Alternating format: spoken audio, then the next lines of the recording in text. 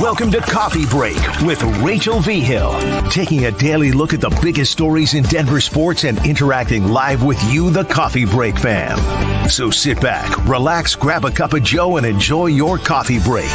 Here's your host, Rachel V. Hill. Happy Friday, everybody. ESPN released their NFL bold predictions. So, of course, we have to dive into some of them, ones that are affecting the Broncos, what they think the Broncos should do. I know I had teased everybody that we were going to do conspiracy theories and talk about Nikola Jokic, but it's always so fun when you get bold predictions to react to them. So, best person to do that with is the one and only Richie Carni, because you never know what's going to come out of his mouth. Anytime he does it. Wild card. 100%. So we will start with the Denver Broncos and what their bold prediction is. You ready for this? I don't think it's like crazy bold, but I do think it's Shocker. like, okay. The boldest prediction for the Broncos is just something like, Let's see. Just take a guess at what you think it could be. I'll give you a hint. It has nothing to do with quarterbacks. See, that's where I was going to go. Okay. Yeah, nothing to do with it. Take a wild gander. Do they bring in a new Do they bring in a new defensive coordinator? It's a player. Give you 10 more seconds. They signed Jerry Jeudy to a long-term deal. It does involve Jerry Jeudy, but it does not involve him staying with the Denver Broncos. Okay. Trading Jerry Jeudy because his salary or his contract ends in 2025, so you can trade him. You can get a little bit for him. Mm-hmm. He has some value going to a team that, is that close to a Super Bowl, but just needs the wide receiver. Yeah, Green Bay. Jerry Jeudy. Are you on board with it, yes or no? I'm not against it. I'm certainly not against it, but I feel like that's... Hell yeah, we're on board for this. See you later, Jerry Jeudy. It depends. Appreciate you. Like I feel like we've said with all these discussions, I think for me it depends on what you're getting back for it and what you plan to use, whatever that. Because it's not going to be like great draft compensation. I mean, at the trade deadline this past year, where Jerry Jeudy theoretically had more value, I think it was like Schefter said on our show that it was like a third and a fifth or something like that. Yep. So like if it was a third and a fifth, then what is it now? A fourth and a sixth? Just a fifth? I am pulling it up to see if they put anything. If they gave you the details of it, because I mean, it's like Jerry Jeudy is not performing at the level that we wanted him to. It's been kind of this like 4-year tease, but if your plan also as the Broncos involves moving on from Cortland Sutton, cutting Tim Patrick as you try to massage this cap situation that you're in. Which one are you doing? Which one am I doing? If you have to pick one of the 3 wide receivers, Tim Patrick, Jerry Jeudy, or Cortland Sutton, to do one thing with, what are you doing? I feel like cutting Tim Patrick should be on the table. The guy hasn't played football in 2 years. Wait, that kills me though. It does, because I love Tim Patrick, and everybody does. And Tim Patrick was like the best receiver on the team, despite being like the lowest drafted for a certain period of time. He was like a 5th round pick or something like that. So he just was like that guy that just kind of moves the chains and gets it done, and was outperforming these guys that were higher invested and paid more money. But he's had 2 really unfortunate season-ending injuries back to back. He hasn't played a football game of record in like 2 years. And you can say what you want about Cortland Sutton. He's getting older. He's definitely doesn't seem like he's worth the amount of money that George Payton paid him, even though they signed him early enough that it was cheaper to do it then than it would have been at the end of the season, probably. But he had 3 of the top 10 NFL catches this past year. He did. And he has a rapport with every quarterback that's played with him. He seems to have developed that at some point. And Jerry Jeudy is young. He's cheaper. Is he young? I mean, he's on his rookie deal still. I know it was the 5th-year option, whatever. But it feels like if you're going to do that, I don't think it's illogical to say you just move on from a guy who you haven't utilized in 2 years anyways. Okay.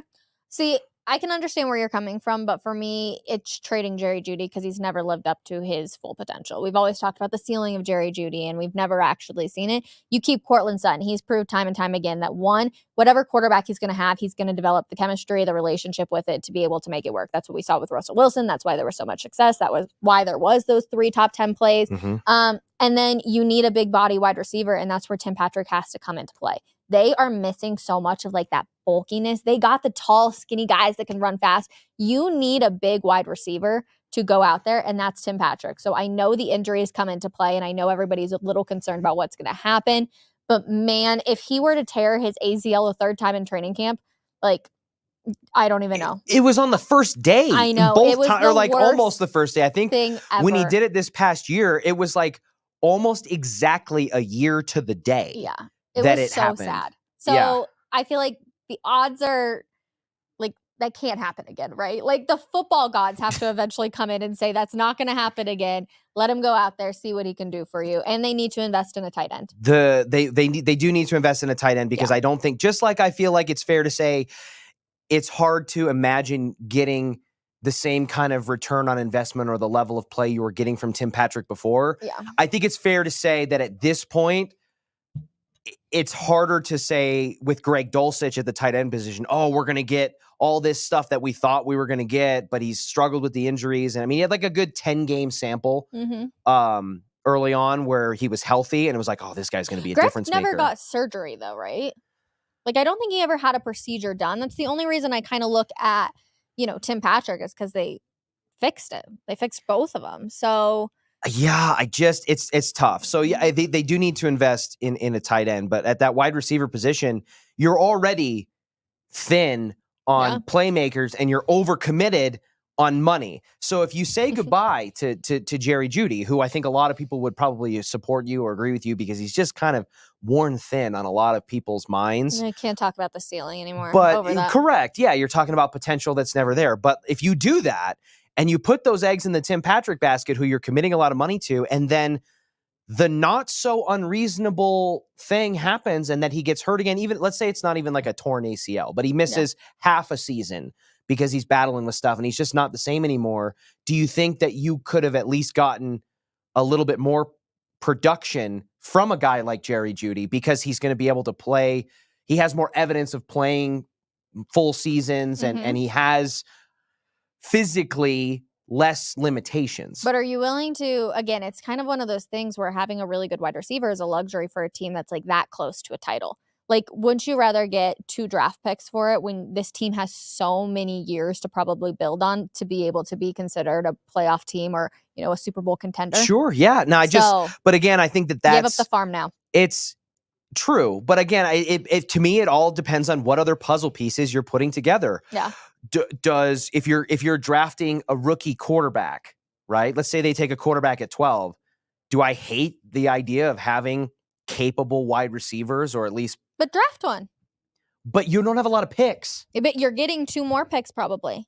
Yeah, but okay, so you're looking at mid-round picks. So you're looking at picking up, And Marvin Mims. Let's see more of Marvin Mims. What can he actually do? Mm-hmm. Like it's time to move on up, everybody. We're trying to elevate our game. All right, you've been in the league for a year. You definitely sparked some interest. Now it's time for you to actually go I just feel like the Broncos, they had opportunities to move Jerry Jeudy. But the problem with doing it last year, for better value. The problem with doing it last year is there was like a 50-50 chance they were going to make the playoffs because they were playing so well. On the back half, yeah. Yeah, it was like, obviously, they struggled, but the closer they got to the trade deadline, all of a sudden you're like on a winning streak and you're like, maybe we can make the playoffs, so let's not touch the team that we have. But they obviously didn't make the playoffs. I'm going to be shocked if they somehow make the playoffs next year with a rookie QB or whoever the bridge QB is going to be. So, here's another way that I'll surmise what I'm trying to speak out, which is that I want them to just pick a lane and go with it. If that means if it means we're stripping this thing down to the studs, we're going to trade Jerry Jeudy, we're going to rebuild, then do it. But don't trade Jerry Jeudy and make some of these moves and have cap casualties and then invest in a bridge quarterback where you're still trying to maximize the amount. Agreed. Don't get half pregnant. Just pick one. Agreed. I'm 100% with you. So I'm okay with trading Jerry Jeudy on the condition that there's a laid out plan for me that makes sense. That they are fully rebuilding. Yeah. I'm with you on that. Yep. Okay, so we'll look ahead to another team that kind of has an impact on the Broncos, kind of doesn't in a weird way. Which team is Russell Wilson right now most likely to go to? It feels like Pittsburgh is the overwhelming favorite, right? Okay, yeah, I would second that statement. Right now, they have the Steelers trading for quarterback Justin Fields. I mean, he's the for teams that are looking to make a veteran upgrade at quarterback. Justin Fields is like the belle of the ball. So he's unfollowing the Bears, but he's following all the Falcons players. And did you hear his excuse on that? Yeah. I literally, I was going on vacation, so I didn't want football on my timeline. His excuse, which was I'm going on vacation, was not as good in my opinion as his analogy. Which was if you're messing with a girl, it doesn't mean just because you don't follow her on social media, it doesn't mean you're not messing with her. And that to me is an all-timer. I want to apply that logic to so many things in my life. We haven't had you on since Valentine's Day. Nothing. I didn't do anything. Dang it, Richie. I was on standby. You just hung out? You know what? I did do something on Valentine's Day, but it was not romantic. It was a heartbreaking story. Oh no. I play in a beer league, and did you lose it for the team? Rachel. Okay, so we change sports around, right? And with the winter leagues, they do indoor kickball. Okay, and all season I feel like I've been like average at indoor. When it's outdoor and you have a real ball and it's cup in hand and all that, I actually felt like I was pretty good.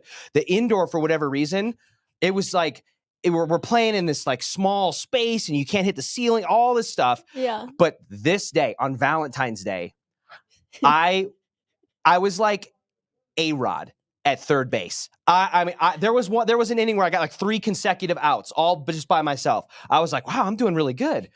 But every week that I was bad at kickball, the second half of it is you play kickball against a team. Mm-hmm. Then you go to a bar down the street and you compete against that team in Flip Cup. Yeah. It's like a 2-part thing. And I could always rest on the fact that even though I sucked at kickball a lot of games, I was really good at Flip Cup. You came in clutch. So like I joined those college days were really good for I was like finals MVP of my team last year when we won the Flip Cup championship. They let me keep the trophy, all that stuff. This year I single-handedly lost it. We were in the finals for this Flip Cup thing, for the trophy to go back to back. And you lost it. Rachel, it was embarrassing. What did you do? So you play 7 games. The first game we lost strictly because of me. It took me like 15 tries and I couldn't do it. And I subbed myself out. I tried to be a good teammate, right? I was like, hey, sub, right? Like somebody get in for me. So they did. We ended up going back and forth. Then one of the other guys on our team had a really bad round. He's like, I need somebody sub in for me. I can't do it. And he looked at me and I was like, okay. So I went back in and won a game, feeling great, totally confident, right? It goes to game 7, right? We play 7 times. So we're tied at 3-3. Are you like at the end? This time I was in the middle. Okay. This time I was in the middle. Oh, no. And I absolutely melted down. Oh. I literally, like, they're all looking at me like, come on, man. And I'm like. And then you feel the pressure even more. Yes. And then I finally flipped it. It took me like, again, 15 tries. Yeah. And it goes all the way down the line and we lose on the last cup by like half a second. And it was my fault. Like clearly if I didn't take 3 minutes to flip the stupid cup, we would have won easily because everybody else was crushing it. And I literally went from like finals MVP last year to the single-handed reason why we lost this year. And I was like, I might have to retire. Wait, do we have any red Solo cups in this office? I could find some. We need to play. I want to just see if I can beat Richie. 1 flip, call it a game. Interesting. Well, so I broke the hearts of my friends on Valentine's Day by costing them a championship. I mean, worse things could happen. Yeah, I could have. I could have gone on a bad date, I guess. Amen to that. Right. We think on the positive side here. You could have gone on a bad date instead of breaking the hearts of 10 of your other friends. Besides the point, let's move on to some of these other ones. There are some interesting things. I want to know, and maybe it's because all the hype around CJ Stroud and all that stuff. There is so much freaking juice when it comes to the Houston Texans that they're getting everybody. ESPN has the Texans trading for Khalil Mack. Why does everybody get to go to the Texans now? Khalil Mack, that's interesting. I mean, listen, they made all the splash in the draft. They drafted CJ Stroud, traded immediately back up to get Will Anderson. They arguably got the best offensive and defensive player in the first round, or maybe even in the draft, back to back. And they made some noise. I mean, we've talked about how long have we been on this carousel for the Broncos of just like mediocrity and subpar, whatever. The Texans were really, really bad and have now just flipped the switch, just like the Bengals did before they drafted Joe Burrow. They went from like 2-14 to a Super Bowl in 2 years.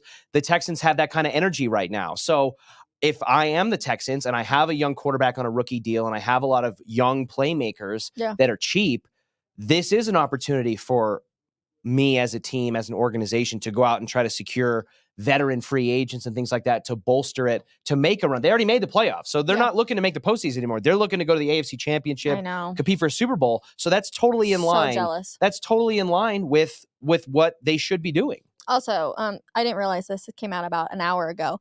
Salary cap news. The NFL announced that the 2024 salary cap will be $255.4 million per club, with an additional $74 million per club payment for player benefits. So that's up $30 million. I was just going to ask that. Last year. The salary cap goes up every year. It seems like it's just to a degree of how much. And I think that's a constant. Does that make you feel any better or more better about Russell Wilson? So now it's like only $50 million that you're eating. Like, look at it that way. Yeah, I mean, you're getting some relief there. It's still a big number. I mean, Russell Wilson's cap hit, regardless of the cap fluctuation, is going to be the biggest dead cap hit in the NFL history. I know. So it's tough to feel really good about that. But I feel like, I guess if we're the Broncos, like we have been for almost a decade now, like we look to celebrate small victories in a semi-patronizing way. So maybe this is like, hey, that's a win. It's only going to be $50 million. Don't think it changes your strategy, but it'll be less of a, when you do move on from him, it'll feel less stingy. Do you think we will hear the news next week about Russell Wilson? Are they going to hide this all in the combine? I don't think we'll hear the news about it. Ooh, I do. So you do? I think we're going to hear. I think that there's going to be so much like noise going on. I think that George Payton's going to get to chit-chatting with some people, and whether they're going to cut him or trade him or whatever. He's let off the leash. Come out next week. Yeah, it could. To me, it just feels like everybody wants this to happen in Bronco. Not everybody. A lot of people in Broncos country want this to happen. A lot of people nationally know that this is where we're going. When did this change? When did it change that everybody was all on board of like, yep, get Russell Wilson out of town? Because I remember lots of people yelling at me when I wanted Russell Wilson to be out of town. And now I feel like all of a sudden I've kind of flipped because I'm like, they don't have any other better options. What was the like deciding factor? When he got benched? I think that when the tides changed? Maybe, but I think it also has to do with the momentum and the perception of what's going on around. I mean, you were down on Russ early on. And I wasn't even down on Russ. I feel like this is my Roman Empire. I like have to explain myself because I wasn't down on Russ. I was sick of everybody calling him a top 5 QB. Like after they beat the Chiefs, ESPN, Bleacher Report, all of them were like top 5 QB Russell Statistically, Wilson. He was. That's BS, and we all know it. I was so pissed off about it. And that's why I made that whole video. And I was like, no, like, what we are watching is not a top 5 QB. I think, again, like I said, I see what you're saying. But I do think it fluctuates a little bit. I don't yell very often, and I feel like I just yelled. Based on what's going on around. So, like, when they benched Russell Wilson, it was very tumultuous and kind of divisive, and then more stuff came out about it. And then it's like everybody wants to move on from him once the light becomes a little bit brighter at the end of the tunnel, and we know they have a top 12 pick now, and we know we're watching these college quarterbacks in the college football playoff and all that. And you get this hope of like, look at these guys that we could get. We're in striking distance. But then the more it happens, you see them play. Like everyone was big on Penix. Then Penix kind of laid an egg in the college football playoff in the national championship. And it was like, well, all of a sudden, maybe he is too injured and maybe he is too old. And, JJ McCarthy was one thing, and then he wins the national championship, but you hear all these things that, you look into it deeper and you hear things about him and you're like, he's kind of like a Walmart Mac Jones and, all that stuff. So again, I think it just kind of rides with the tide of what else you would get if you did move on from him. And when that doesn't start to look as good, you're like, maybe we should keep Russ, and maybe he did get a raw deal, and Sean Payton sucks. And Sean Payton sucks. Yeah, whatever. I don't think Sean Payton sucks. I don't think Russell he does either. Wilson. I feel like I'm just so numb to this whole situation at this point. But I was always curious. I was like, what was the changing point? Because you're right. Feels like a lot of Broncos country is like, all right, move on from Russ. We're done. It's over. Yeah, because and when to your credit, when they benched him, it was like, wait a minute, like I know that they just lost a couple of games, but they won 5 or 6 in a row. Statistically, he's in the top 5 in a lot of these categories. Like, what more could he be doing? Yeah. But then all of a sudden they lose out. You start to see where their draft position is. You see these other quarterbacks. They have momentum. They haven't had a first-round pick in a couple of years. Yeah. And so there's this optimism and you're breathing life into it. And now I feel like everyone's kind of entrenched in their sides and neither option seems fantastic. Yeah. Which is the worst. You know what I think the Bears should do? I think that the Chicago Bears should, in fact, draft Caleb Williams. Absolutely. And keep Justin Fields. And you see which one of your quarterbacks can figure it out. And you know what? That's also what ESPN's bold prediction was for the Bears, to keep both of them. It sounds... Let's ride! It sounds insane for multiple reasons. Because one, Justin Fields he showed some growth in some moments this year where it's like, oh, this guy could be something. The fan base has rallied around him. They're chanting Fields, Fields, Fields at these games and all that. So you think from a team's perspective, it's like, hey, we have this asset. We have the number 1 overall pick with a potential generational quarterback, the likes of which we haven't maybe seen since Andrew Luck, right? And all this stuff. So it would be silly of us to not seriously consider taking him or whatever.